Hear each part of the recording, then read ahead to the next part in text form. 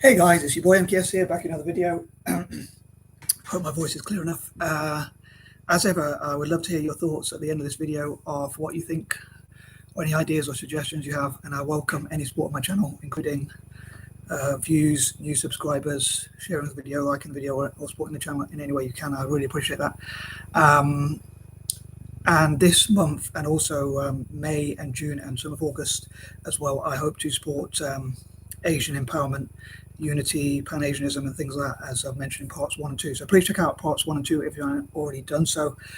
And so yeah, here goes. So as I say, for any new viewers of this mad guy here, I normally do these 3-part videos where I discuss 10 ideas in each of the videos. The reason why I do it in 3 parts is because otherwise the videos would be really long, like half an hour long, which is too much for people's attention span, especially my own actually, but to be fair. But anyway, here goes. So number 21, I would love to see, as I say, Pan-Asianism, as I said, and Asian unity. And I have a bad habit of putting things in speech marks, so please forgive my punctuation, things like that, and strange quirky habits. I hope some people out there enjoy it, enjoy my habits, and find my quirks interesting, at least. But yeah, so I'd love to celebrate like Asian history, Asian successes in history, like how Asian economies have grown from where they were after colonialism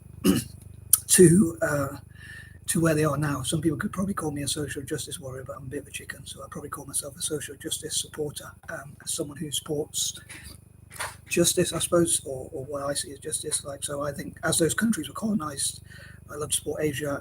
Other months I support Africa, and I'd love to connect and link the two together. But again, how India has risen from being perhaps one of the poorest countries in the world for a while, when it lost its main trading partner, the Soviet Union, when they collapsed. Apparently, I was watching on YouTube, because most of what I watch myself is on YouTube as well. Excuse me. But yeah, they pretty much collapsed. The Soviet Union pretty much collapsed, sorry, and therefore as it was India's main trading partner, India struggled as well, as they were pretty closed off from the rest of the world. But anyway, you can watch videos about that on YouTube, and maybe I will cover some on the history myself. But some great channels to watch in terms of India itself are like India in Details by Carolina Goswami, or Shashi Tharoor. He does some great videos, I think. So I hope to support Asian. Well, Carolina Goswami's not actually Asian, but she's married to an Indian guy, so I think she's from Poland. But yeah, so I'd love to support people who do YouTube videos about Asia, and also Asian YouTubers and mixed race YouTubers, and people of color generally on YouTube as well, as those who support us, and disabled and other such YouTubers. Anyway, sorry if I'm waffling, but yeah, so I would also love to support, I would say, look at the history of Asia and support Asian banks, businesses, entrepreneurs, CEOs, MDs, managing directors, or whatever, chairmen and women, and things like that, to support Asian empowerment and, again, unity, and help people to be, hopefully not arrogant, but proud, but not in an arrogant way, to be Asian. I'd love to hear what Asians, or even half Asians like myself, could talk about, in better English than me perhaps, what makes them proud to be Asian. Again, hopefully not in an arrogant or boastful way, but just a way to build Asian unity and pride and things like that. Again, not in an arrogant way, but in a confident way perhaps. And I know Asia, like anywhere else, is not really perfect, but I think there are many good things about it as well as bad. But yeah, so I hope to discuss both sides as well, some of the negative things that could be changed, and Asians also talking about what could be changed within their countries or nations, or whatever we call them. Anyway, moving on, 22. Gosh, I do waffle, I do apologize. But yeah, I would love to see Asia, politicians, political leaders, entrepreneurs, business owners, business leaders or whatever, or leaders across Asia, celebrities, actors, actresses, film directors, spiritual/religious leaders or gurus, or people like that, or all sorts of people coming together to condemn any sort of division, rioting or terrorism or negative things that happen in Asia, and look at ways to stop things that divide us. Excuse me, things that divide us. Instead, look at what could unite us as Asians. As I say, although myself I'm only half Asian, but yeah, what could unite Asia generally, and Asian people around the world, and how Asians could support Asia. For instance, I would love to see a lobby group. One of my dreams is to see a lobby group for Asians to say how our taxes, Asians who live abroad, NRAs, if you like, non-resident Asians, or in other words, Asians who live abroad, as I say, people from the diaspora, could donate to our ancestral homelands, like people of Indian descent, even mixed Indians like myself or part Indians, could donate to India, especially poorer communities in India like the Dalits, or supporting India's defence to protect India from things like invasions or terrorism or anything like that, or again division or riots or things like that as well. But yeah, so I'd love to see how we could support the defence. And Eurasians, on that note, like myself, I would love for us to support Malaysia, India, Indonesia, and Singapore. The reason why I chose those 4 nations is because in the past they looked after us Eurasians, as far as I'm aware, generally speaking. I know they don't always look after us, but or haven't always been good to us, but in all areas.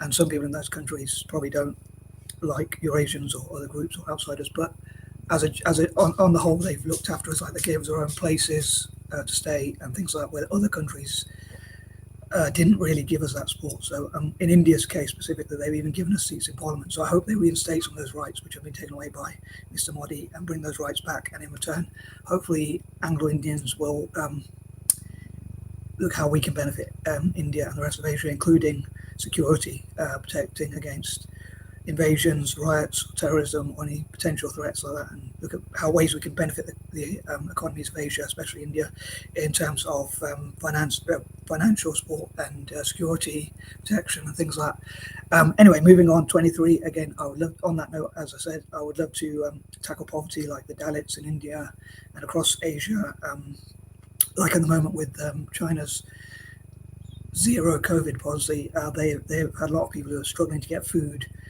And I think it would be good for the Chinese government to at least find some sort of way where people can provide that food for the people who are struggling, at least allow people to deliver food.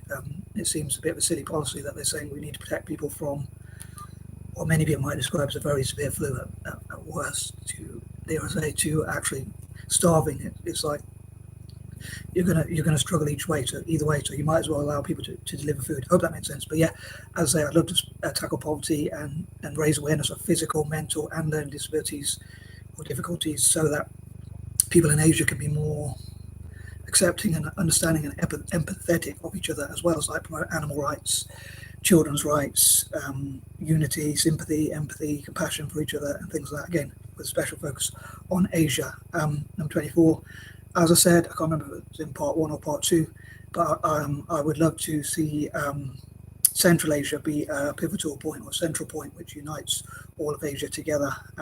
Central Asian countries or nations, or whichever term you prefer, to bring Asian nations together. As I said before, like also Egypt to bring Asia and Africa together as well. But Central Asian nations, I would love to see bringing Asia together and like look at what they have in common, what they can learn from each other, and things like that. Number 25, I also would love to support, encourage republicanism across Asia. All my ideas I hope to promote peacefully, so I'm not sure how feasible they are, to be fair, but in my dreams, Asia would be very pro-republic and work together as republics, and again, look at what they have in common with African countries and other countries around the world which are republics, and maybe have events which bring the world's republics together where they can work on security, again, tackling division or rioting, or tackling things like terrorism or any threats, or even things like COVID or illnesses generally, and natural disasters and things like that. Illnesses, diseases, natural disasters and things like working together on tackling such problems, especially Asian nations and scientists and things like that. Number 26, again, as they were colonized, I would love to see them like working together, uniting together, look at what they have in common as they were all colonized and divided. So China and India, for instance, looking at what they have in common and ending any divisions or strife between them. I'd love to see, as I say, a strengthening of the BRICS relations generally, but especially also to have another network for the Chindian group, Chinese and Indian, and maybe even Chindians themselves, people who are part Chinese and part Indian, could be a point where they unite China and India especially. And I'd love to see a Far Eastern network as well. Again, I'd love to see improved relations between Asian nations. Rather controversial idea, I'd say, like brown nations like India, Pakistan, Sri Lanka, and Bangladesh. Somehow I'd love to put them to put their differences aside and help each other, invest in each other's businesses and support each other as much as possible, and share ideas and just generally network, buy from each other, things like that. And also like Far Eastern network.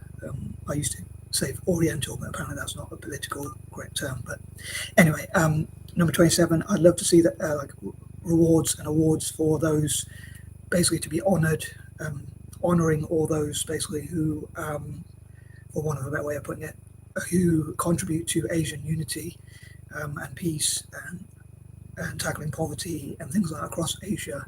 I would love to see them being honoured by all the countries, all the nations within Asia, and even people from outside of Asia who have contributed to Asia in some way or support Asia in some way. I'd love to see them being mentioned and honoured. Number 28, again, I hope they use the negative things in the past which divided them, like where there are disputed borders, like between China and India and places like that. Those could be used, as I mentioned before a while back, those could be used to like be a portal or connection between those countries. So China and India could use those to do exercises on like counter-terrorism, trading together, learning from each other, sharing ideas, and just generally networking. Excuse me.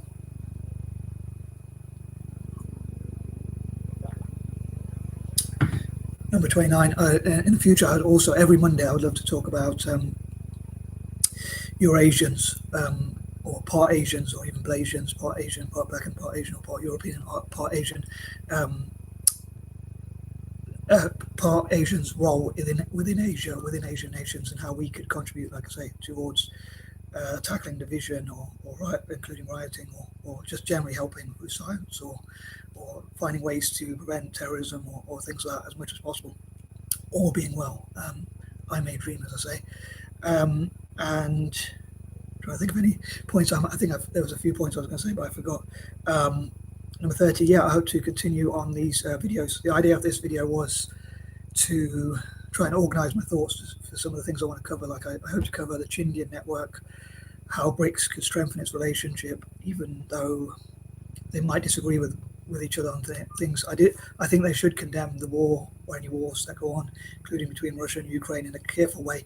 But I think they should also still trade with each other, invest and work together, and not allow anything to divide those countries. So I think if those 5 countries, Brazil, Russia, India, China, and South Africa, I know 2 or even 3 of those are not within Asia itself, but if those 3 countries come together, then I think they could achieve some great things. And down my memory, because there's something I'm sure I was going to say, but I've forgotten, but I might post it in the comments section below. So as ever, I welcome your support. Please leave any comments you can below, especially if you've made it this far and you think I covered some good points, because I'd love to have some encouragement as well. But please feel free to post anything you want, even if it's negative, if you must. And I am out. Peace and love.